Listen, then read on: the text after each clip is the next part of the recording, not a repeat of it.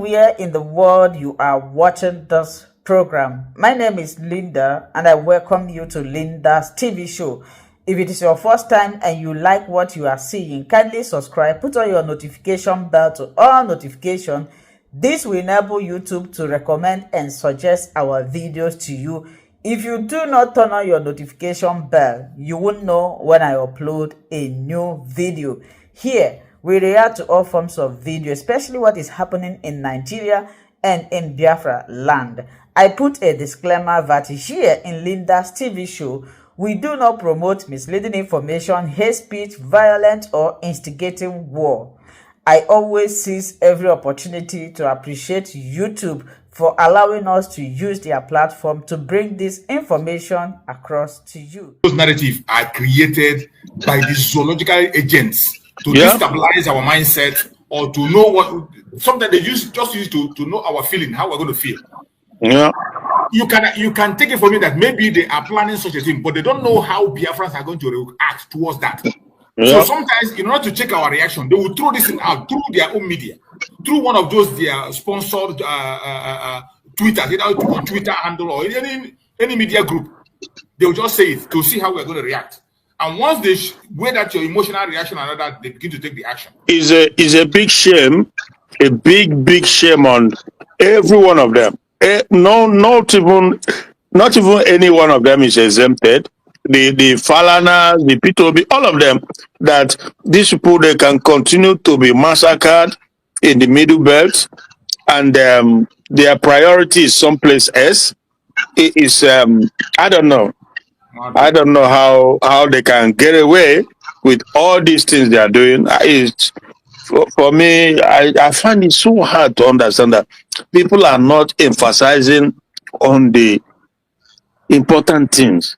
We're in 2025, not 2026, not 2027, but you've all stopped governance. It's all about election, removing of governor or not removing, pressuring people to the camp from party to party, strategizing, and all the money they are borrowing is all on how they can share it among themselves while people continue to get massacred. And it's just so sad that I don't know. And in a normal society, somebody will be held responsible. You know, you cannot be a president, and but again, we saw it before the drug baron came through.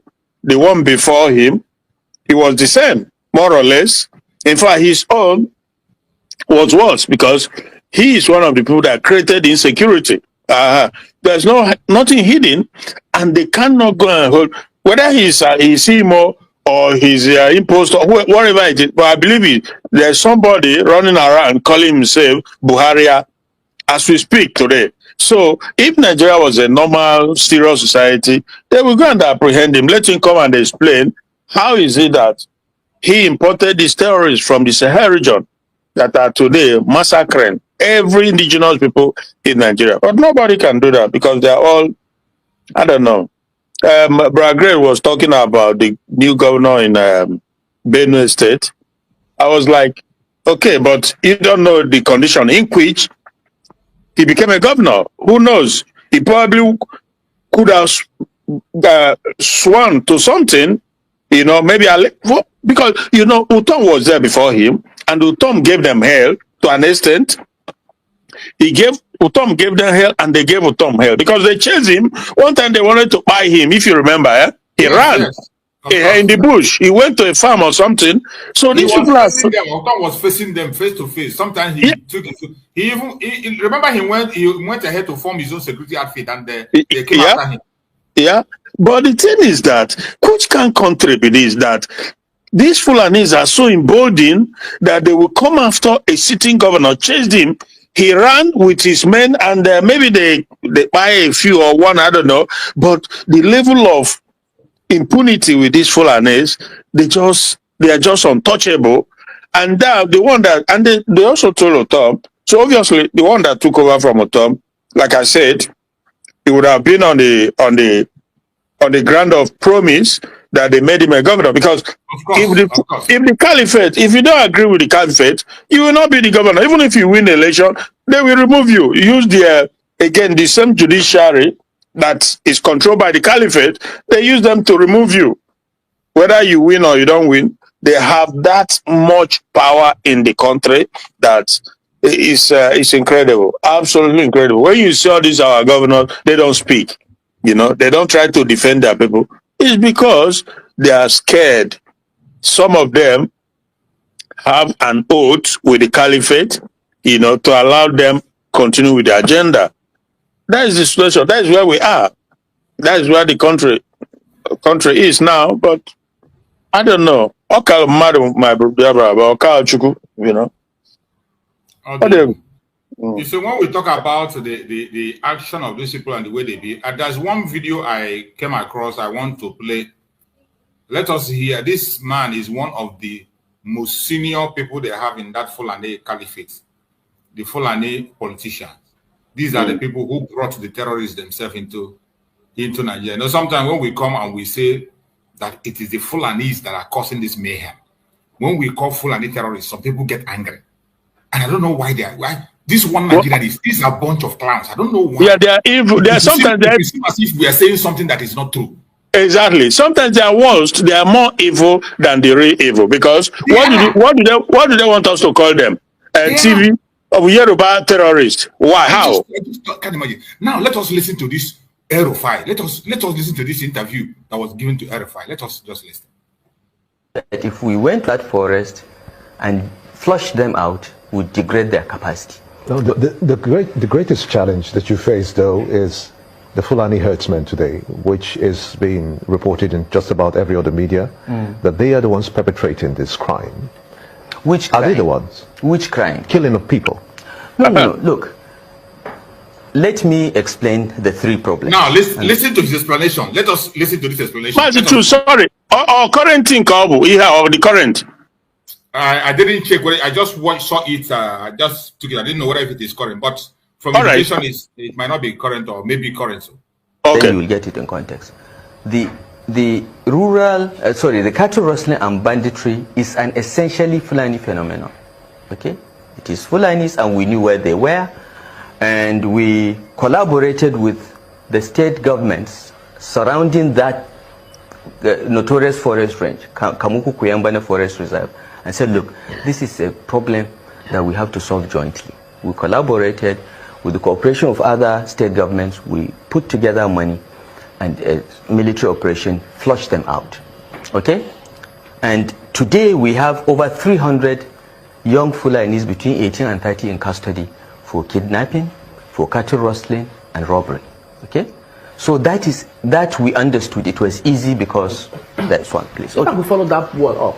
When you understood the problem and flushed them out, did you? When you say flush them out, is it not that same Fulani that he's denying? When this man tried to say the people kill their Fulani, he tried to deny it. And now he said that they gave order to flush them out. He mentioned them, the kidnappers, the cattle rustlers, and the criminals. And he confirmed that they are Fulanis. He's a liar, bro. Bold-faced liar. Let's see the question these guys are. Subsequently find out that perhaps in that process, while they were flushed out, did they get involved in the other crisis which you're about to explain? Maybe they did. Okay, I will come to that, because we have this problem has multiple dimensions, and I will try to cover everything as much as I can. But I'm trying to classify the problems and tell you what we did. Okay, so to a large extent, we degraded cattle rustling. They moved on to kidnapping. Okay, we have addressed that to a large extent. It's more or less sorted in Kaduna. Unfortunately, because of weak law enforcement, there are copycat crimes all over the states now. I'm learning to my dismay that even in Lagos now you have cases of kidnapping. But this is what we did. Now, the second problem of the urban gangs we addressed, because the police and the SSS knew who these gangs were. It was just the capacity to bring them to justice that was lacking, and that was done. So to a large extent, we solved that. It still breaks out once in a while, because drug addiction is a big problem. But that was sorted. The Southern... There is one thing this man said here. He said they caught them, but the problem was the capacity to bring them to justice. What does that mean? That the government lacked the capacity to bring the Fulanis to justice. Yeah. Can you imagine somebody saying that in the national TV? Mazichi survivor. They came together, everyone was coming, but they lack the capacity to bring this to justice. Yeah. The governor said it. He just open his mouth and say whatever. They don't care. They lie to you. Whether you believe. Clarify the Christian. Okay, go. Remove what the thing to BSS. No, the prosecuting lawyer. The judge is Naya Gabia will actually expect the transmitter at their office. Because I have a number of the transmitter now got like the lawyer no the judge. The judge is Naya Gabia their office now, DSS office. That would actually mistake because the transmitter has an agitated. Okay. Because I have to gas the so many things in my hand with the compassion, what and can, what and can. More than 200 men, I see I go see the evidence of the yes, or whatever procession protest. Oh, yeah, no, you are entering the ESN and days the city system man. So I can say I'm clarify the chief to yes. Oh, email. That is good clarification. But when people are reporting that, they tell you that they say they want to carry the case to DSS. Yes. Yeah. Massachusetts, sorry, Massachusetts. We can in open in ata akonyo with igwe number if I know. You send the tell me because come near can choli ego if I know can choli data mobile. Okay, it is well. Akonyo with send me message. Ocean Monster, go ahead. Ocean Monster, you wanted to say something?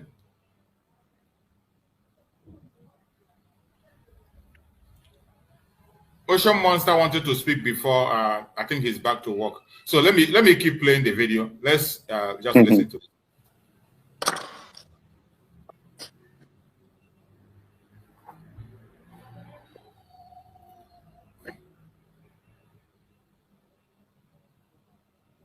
But that was sorted. The Southern Kaduna was more difficult because we didn't understand it. And this is why we needed a high-profile committee like the Agwai committee to look at it. And they did. We established the committee in July. By the end of August, they submitted a report. They went round Southern Kaduna. They talked to community. They talked to everybody. And they came back with certain findings and recommendations. And the findings were very enlightening, even to me, who is Fulani. Okay, I'm 87.5% Fulani, I'm told by my parents. They found that there were 3 groups of Fulanis. The settled Fulanis, like me, that don't herd cattle, they're settled in one place, don't move around up and down. The semi-settled that live in Nigeria, they are Nigerians, but move their cattle up and down in search of pasture. And then there's the transhumans pastoralists that come from other African countries. Fulanis are in about 14 countries. All over West Africa, there is virtually no country in West Africa that is no Fulani minority or even majority. And under an ECOWAS protocol signed in 2003, these Fulanis take their cattle when the dry season in their country starts and herd them down to Nigeria, up to central Nigeria, okay, in search of pasture. And around March, when the rains start, they start moving back the same routes. And apparently, I didn't know this until I got briefing as governor, there are international stock routes mapped out from pre-colonial times that these transhumans herdsmen follow. Unfortunately, because of population explosion, we are 50 million at independence. Today we are nearly 200 million. Because of population explosion, urban development and farmlands have taken over some of these international routes. Okay, this is the basis for the clashes now. Before this man continue, let it be on record that there is no grazing routes in the southeast. The old southeastern region, this grazing route they are talking about, does not extend to the old southeastern region. The ECOWAS grazing route this man idiot is talking about is in the north alone. So what are they looking for in the southeastern region? Yeah. What brought them? You know, when they want to explain this thing, they just carve out something and use it to cover up everything. There is no grazing route in the old southeastern region. There is no grazing route in Biafra land. The grazing route does not extend to Biafra land. It is only in the north. But again, Rachus, okay, let's just, for the sake of argument, that we are in this modern time, in this day, who does that now? I mean, they have so much opportunities. They have so much capital to provide for this. Because in modern time, if you are running around with cattle, it's just detrimental in every sense of it. They are not being taken. The cows are not being well fed. They are not being taken. It's like more like even a punishment. You are suffering the cows walking, and they are they don't. So the best way is to make a ranch. It's a huge business, billion dollar. My brother Christian, that is where the problem comes. Value system. Yeah. You saw a member of the House of Assembly defending Fulani open grazing. Yeah. Telling you that they love their cow more than a human being.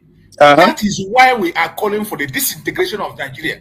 These people are not ready to embrace this modernization you are talking about. They are not ready to embrace it.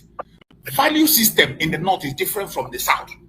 This is why the whole world should come together and allow them to continue their open grazing that is in their land, not in our side. Yeah. They are not part of it. This Rufai, he has stolen so much money. He's so rich, unbelievably rich, that he can almost single-handedly build a cattle ranch or ranch, whatever, because they have vast land lying shallow. Build it for them, build everything they need, but they don't want to do it. They are using it now as a camouflage or excuse to infiltrate others and carry out their real agenda. So they're just using it as excuse. The truth of the matter is that they can solve this problem. Like I said severally, Dangote is one of the, if not, I don't know how rich, but anyway, he has so much money that he can just deal with it. But he doesn't want, because his own, even the Dangote himself, his aim, his objective is Islamization of the entire country. It's as simple as that. People need to stop pretending or acting stupidly. That is the agenda, is to use every avenue, every excuse in the book to penetrate, so that we know this thing, bro. These people are just like, you remember that chamber, there's a guy sitting down there, a journalist, I think I don't know where he's from, Chamberlain. He was the one that interviewed Bala Mohammed, the former governor of either one of these State. Yeah, exactly. So he was the one who asked him, when Bala Mohammed was telling that under Buhari that they have a program to integrate or to resettle the entire Marudin Fulanis in the Sahel in Nigeria. And then this Chamberlain asked him, he said to him, Mr. Governor, how did he put it? He said to him, so are you saying that Fulanis who are not Nigerians, who are originally they are not Nigerian, we should be brought in and settled in Nigeria? But I say, yeah, that is the program. This was like 6 years ago or even more, right? And today we are seeing the effect of all that. That is what everybody is living today. These people were brought in with arms and everything, and they did everything they did, including integrating them, mixing them up with the ISWAP, with the Boko Haram, with the arms, all the terrorists, and they are now wreaking havoc all over the country. And nobody, it's incredible. Let's go on. A herdsman in Guinea, for instance, thinks that he can follow this route, and as he's following the route, he meets a farm, and his cattle destroys part of the farm, and the farmer... in any situation, have you gotten reports, intelligence reports, that perhaps the farmers also took the cows of the herdsmen? No, we have no such reports. But what often happens that when damage to a farm occurs, in those days the Fulani would leave behind a small calf as compensation. So, you know, what I'm trying to say that in the past there used to be a framework to settle these things, okay? But that framework has more or less collapsed. So when we understood this, so Agwai committee identified this and said, and they also found that some of what we're seeing in Southern Kaduna were reprisal killings for what happened in 2011. Because in 2011, as the herdsmen were moving their cattle back to their countries or to their locations in various parts of northern Nigeria, the post-election violence took place in April. And many of them were trapped. They just happened to be there. And they were killed. Cattle, their livestock lost, and so on. And so some of them were coming back to do reprisal killings. Most of the Fulanis within Nigeria filed claims, okay, because there was the Lemu Commission of Inquiry that looked at this problem and made recommendation that federal government should pay compensation to those that lost cattle. Pardon me, but where did this happen? Where were they trapped? They were trapped mostly around Zonkwa in Zagwa Katab local government, Kaura and Jema'a. Okay? These were all in Southern Kaduna? These are in Southern Kaduna. And this happened to be also the areas where we have these problems today. Okay? There are 8 local governments in Southern Kaduna. Only 3 or 4 have this problem. Okay? And this is where mostly the killings in 2011 took place.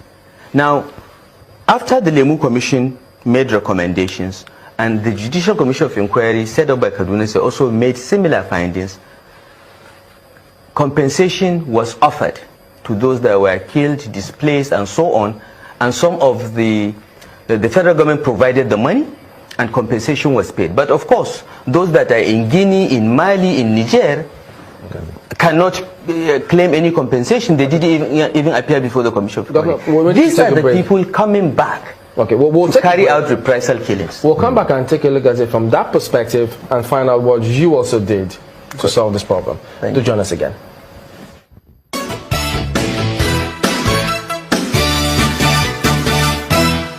Welcome back to Sunrise Today, continuing our conversation with the Governor of Kaduna State, His Excellency Täké. He's here with us in the studio.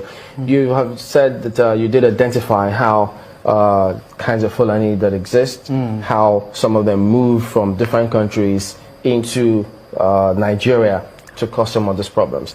Now, on the 3rd of December 2016, it was widely published that you had a meeting with a select group of journalists, and you did brief them that your government has traced some violent, aggrieved Fulani to their countries and paid them to stop killings of Southern Kaduna natives and the destruction of their communities, saying that the renewed violence is carried out by bandits. Could you explain this? Well, look, that was reported not only incorrectly but out of context. What we did was this. The Agwai committee recommended that we should reach out to these transhumance pastoralists because they have established that most of the attacks in Southern Kaduna are traceable to them because they were outside the process of the Lemu Commission and the Kaduna State Commission of Inquiry. They did not receive any compensation. They didn't even appear before the commission because they are foreigners. And one of the members of the Agwai committee fortuitously was part of a team that the late governor of Kaduna State, Patrick Yakowa, was sending to reach out to these people. Apparently, Yakowa also stumbled onto this information and realized that he had to reach out to these transhumance pastoralists from other countries. And that process was going on. If you look at Yakowa's tenure, in 2011 there were attacks. But he started this outreach, and throughout 2012, until he died, there were no attacks as such. Okay? So one of the members of the committee mentioned this, and it was in the Agwai recommendation to reach out to these people through NGOs, civil society organizations, and so on. So we reassembled the team and said, go out and talk to them. Tell them that this has to stop. Tell them that we are willing to offer compensation for lost lives, for lost livestock, but it is senseless to keep killing people because you feel that, you've been offended. So did they respond to you? Yes. Pardon? Did they respond to you personally? They did. We sent a team and they went round, and by the time they made 3 or 4 such groups, the killing stopped. So between August, if you... So, I hope everyone captured what this man just said here. You know, when we come online and we say Nigerian government is sponsoring terrorism directly and indirectly, it is not a blackmail, not a propaganda.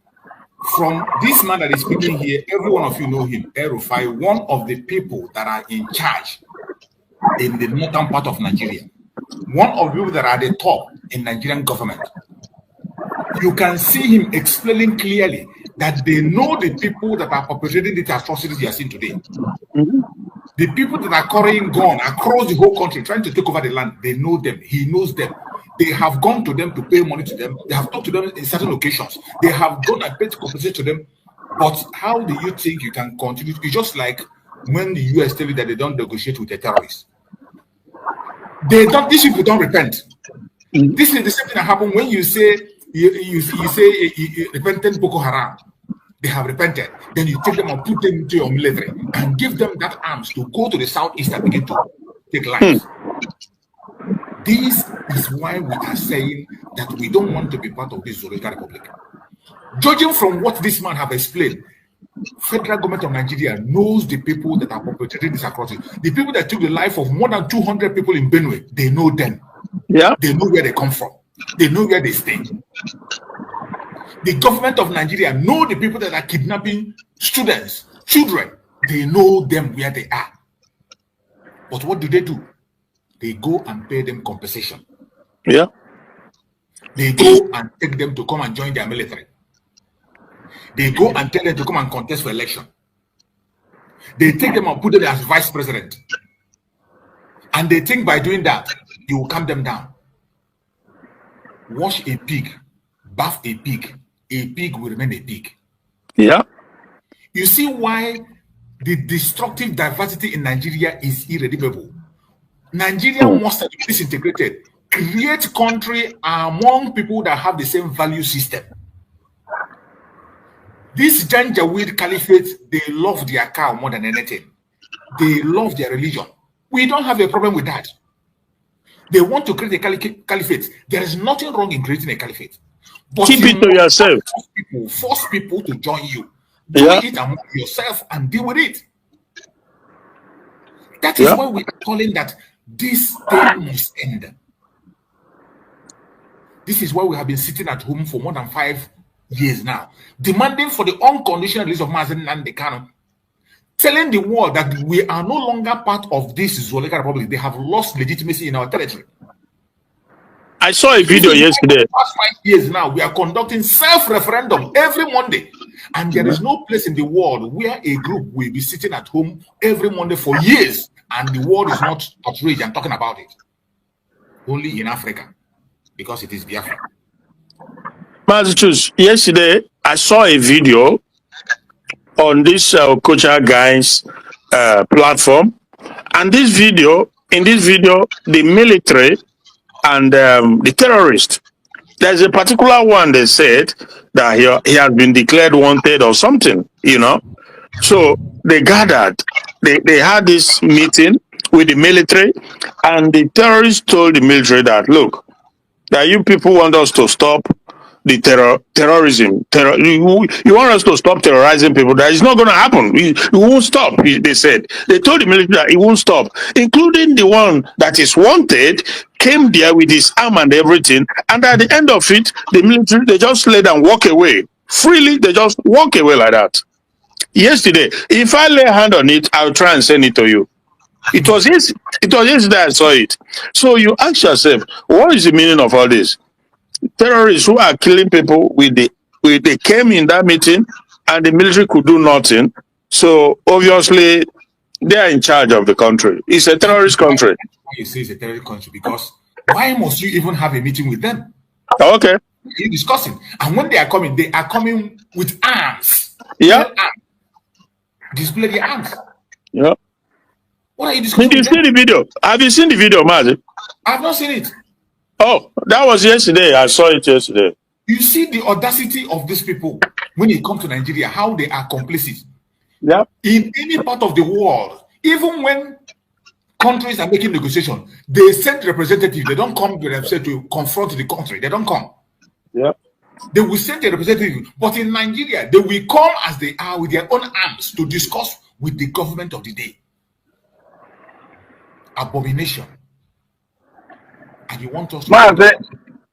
Have you asked yourself why are they still using the old Naira?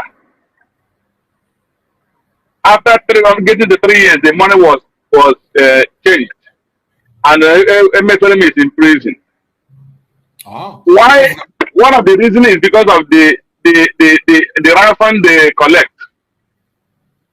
One of the reasons. Emefiele is still in prison, huh? Of course. Look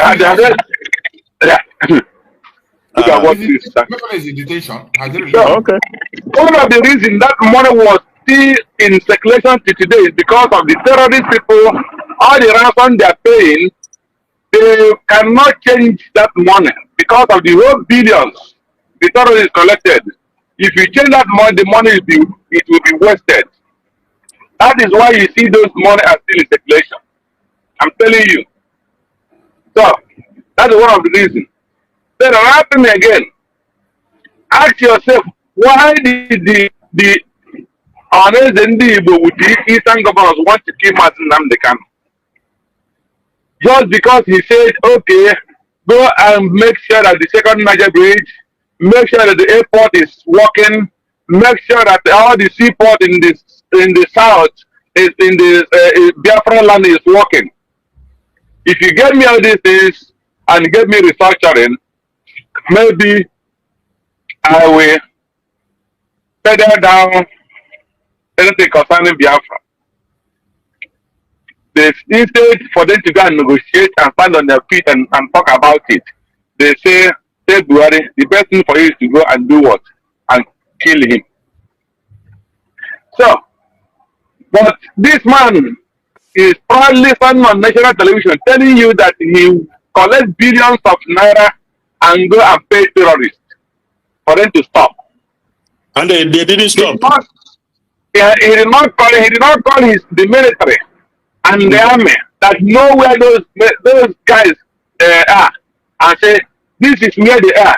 Go and kill them. Since they say they don't want to stop terrorizing them. But he collect billions of dollars and he paid them for them to stop terrorists. They used it to go and buy more equipment.